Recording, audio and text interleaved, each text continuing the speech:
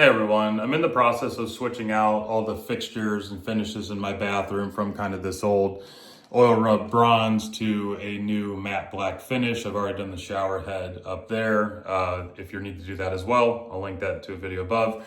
But today I'm going to be focused on replacing out the shower handle trim kit here, which is really a pretty simple process. You won't need a whole lot of tools or previous knowledge to do so. So I'll jump right into showing you how to do that. Now, before you do this, you actually need to make sure that you have a compatible shower trim kit. So the one I'm doing in the video here is a Moen, and it's a Posi-Temp valve trim kit. And the reason I can tell that is because it will always have a screw in the bottom left and a screw in the top right of the escutcheon plate to mount it. That's how they differentiate between which ones are compatible. So if yours at home has that same arrangement or orientation of the screws and it's Moen, then you know that it's going to work with any other Moen shower handle trim kit that also has the screws in that position. So just a little tip for you there to know if it's going to be compatible or not. So here's the new one that I'm going to be putting on there. As you can see, it's got the holes in the top right, bottom left. It's Moen, so I know it's going to be compatible. I'm not going to have to go into the wall and worry about switching out the valve that's behind the wall. The handle for it, little set screw that goes into the hole there that'll hold the handle in place. The inner guts of this, you'll be able to use these if you want to limit the temperature that the shower is actually able to set. This is just a little collar that goes in between the escutcheon plate and the handle.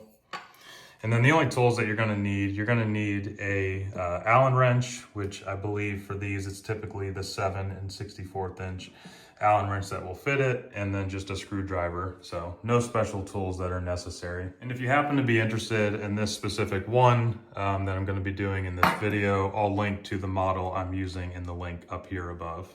All right, so first thing we need to do, just like on the new one, there's a set screw underneath it here that I can use that 7 64 inch Allen wrench to take that out, and then that handle is just gonna pop right off easily.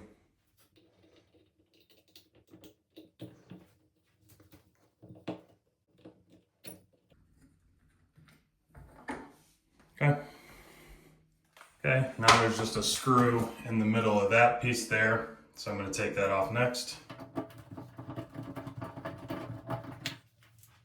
These pieces just pop out as well. Okay, now we can take out those two screws in the escutcheon plate that's holding it in place.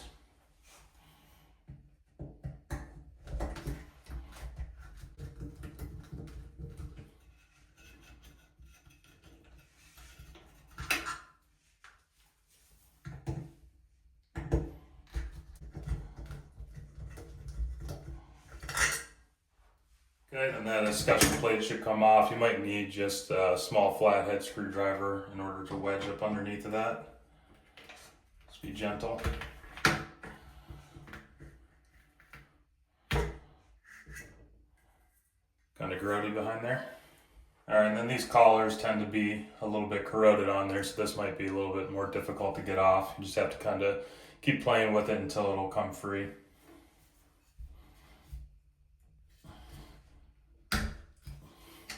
So it wasn't too bad.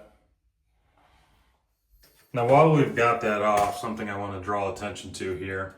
This is what's called your shower valve cartridge. Unfortunately, I don't have one on hand to show you what it looks like inside of there, but it's basically just a little tube with this stem sticking out of it.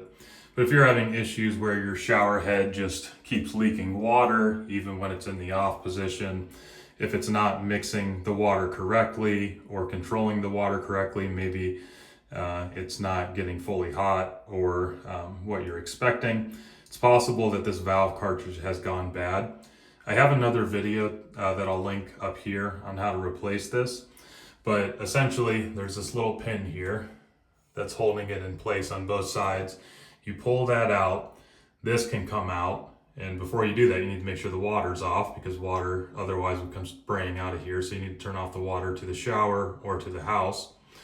This would pull out of here. You slot the new one in, put that little pin back in there to hold it in place, and then that is easy to replace for you as well. And I'll link to the specific model that these Moen Posi-Temp valves use right up here.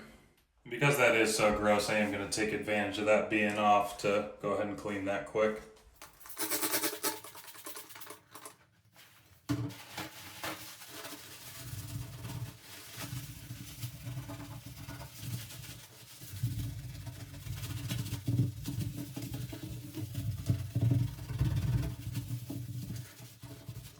Okay, now that looks a little bit better. We can start putting on the new one. Okay, so now we're just essentially going to be doing everything in the reverse order. So we'll start out with that collar.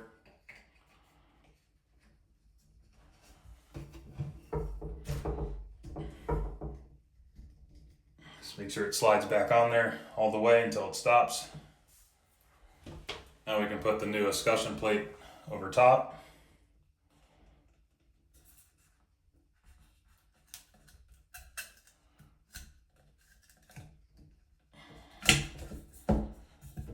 Okay, put those screws in.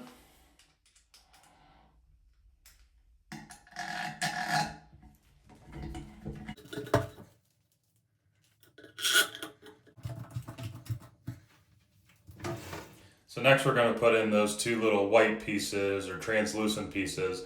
And these are actually used to set the maximum temperature of the shower that it's going to allow. So the reason you might want to do that is if you have small children or if you have elderly people in the house and you don't want them to accidentally scald themselves, then you can set the maximum temperature to something that's safer for them. So you're going to start by putting the bigger piece into the slot. And you know which orientation because of that little notch on the top. Okay, and then you've got the small piece here. If you want it to be set so that it's not going to limit the maximum temperature, you just line this notch up with that notch, just like that. However, if you want it to limit the temperature, you just align it to the right. And the further to the right that you go, the lower the maximum temperature is going to allow for the shower. Now in this case, this is the master bathroom, so I'm going to put it aligned with the top so that it does not limit the maximum temperature of the shower.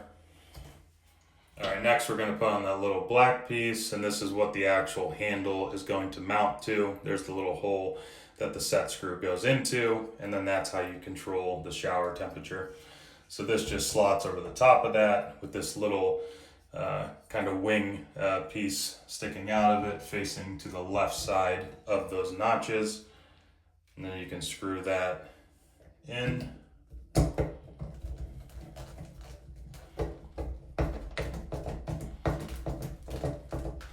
You want to make it snug, but don't try to over tighten it, or you could potentially damage the valve stem that's in there. Last but not least, we'll put on that handle, and then there's that little hole in the bottom that's going to align with the hole in the bottom here, and then we'll put that set screw to hold it in place.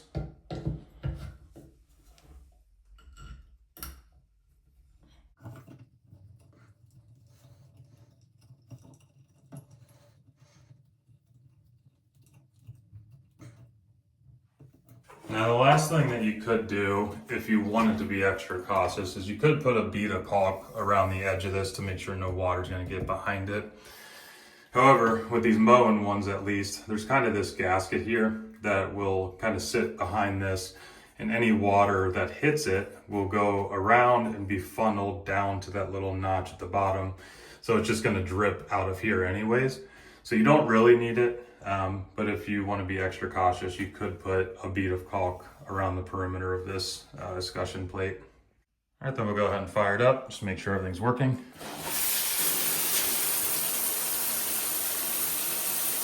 Which it is. All right, and that's pretty much all there is to it. Hopefully by watching this video, you were able to save yourself hundreds of dollars instead of having to call a plumber to come out and do that for you. If you got value from this video, I appreciate you giving me a thumbs up. If you want to be notified of future DIY content, make sure to hit that subscribe button. Otherwise, we'll see you here in the next one.